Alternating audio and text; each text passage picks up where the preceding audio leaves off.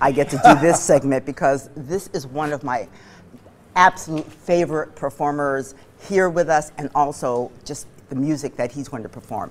An unforgettable experience that's going to leave you wanting more. Clint Holmes singing the songs of James Taylor will do just that. Our local legend himself is here with more. Glad to have you back on the show. So good to see you. Usually my wife is here. Exactly. Kelly loves doing the show. Yeah, we love having her on. We love having you on too. Thank you. So this is a really great show you have coming up this weekend. Yeah, we were just talking about it. James Taylor, icon. Yeah. Grew up on his music.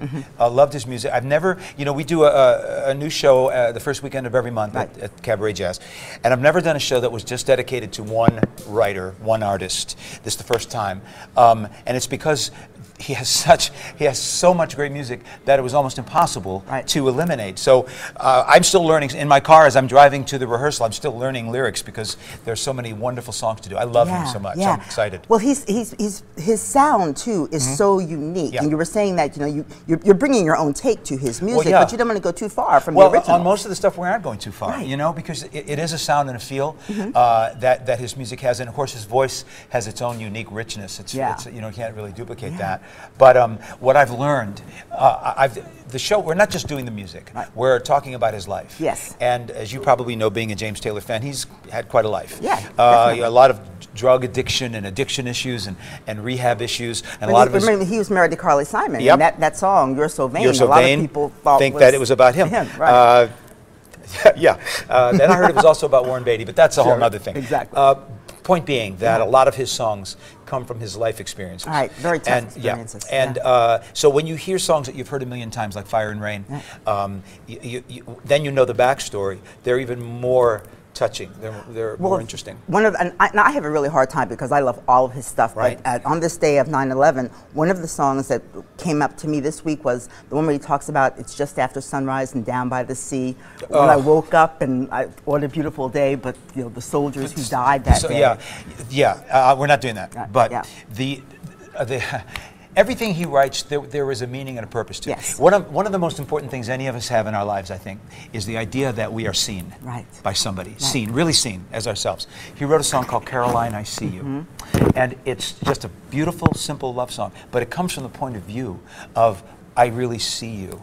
And that, I love to talk about that stuff and experience that stuff. One of the worst times in his life, he had gone through the 12-step program, and he'd come out and felt better about his life, but thought, I'll never write a song again. I have nothing to come from. People don't care about me anymore. And he fulfilled an engagement that he had to do in Rio de Janeiro. And he said he walked out on the stage, and 300,000 people sang every word of his songs. What an affirmation. And he wrote a song called More Than a Dream in Rio, in which he said, I stood on that stage and my heart came back alive. We're doing that song. You know, so it's going to be an evening of learning about James and listening to songs that we all know, and maybe a few that aren't so familiar. Right, and in a great setting too. Well, it's the best room in town. Yes, it is. Cabaret Jazz, and I'm still, you know, I still get amazed that people have not been there. Not just to see me, to see something in that room. Right. It is a profound room. Most of my friends who have performed there, many of them are from New York, and they perform all around the world. And to a person, they say, this is the best room we work in all over the world. So Cabaret Jazz, if you come see our show, come see a show. Somebody at Cab Jazz. It's so great. It's tonight? Tonight, 8:30 tonight, 8:30 tomorrow night, Saturday night, and then we have a matinee at 2 o'clock on Sunday. Tickets? Tickets, yeah, I don't know how you get them. I guess you go to the thing. I've never bought one. Exactly right. You're putting it on. You call the Smith Center or go pre-show. I think that I'm not really sure. Usually, around now it gets tough, but I'm sure there are a few tickets left. I hope people will come. So, we're talking about James. Obviously, we both have a passion for James Taylor, but why now? Well, he just released a new CD, which brought him back, I think, to everybody's attention.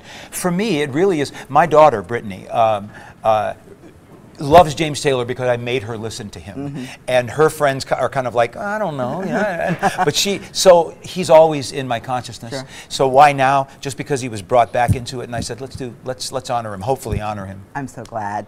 Fire and Rain, the heart of James Taylor, runs tonight through Sunday at Cabaret Jazz inside the Smith Center. For tickets and showtimes, head over to thesmithcenter.com or just call Clint or Kelly. Whatever. We'll be right back.